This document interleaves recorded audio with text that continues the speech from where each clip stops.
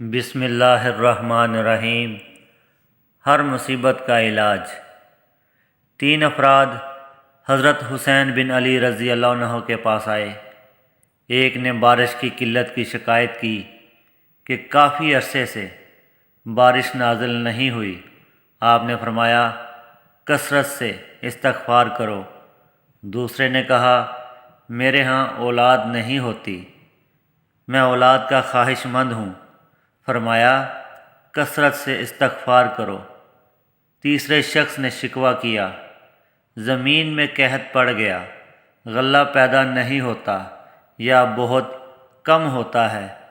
حضرت حسین بن علی رضی اللہ عنہ نے اس سے بھی فرمایا کہ کثرت سے توبہ استغفار کرو۔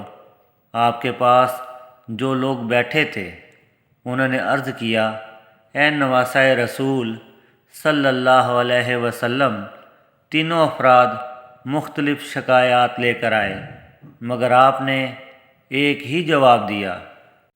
فرمایا کیا تم نے اللہ تعالیٰ کا فرمان نہیں پڑھا ہے؟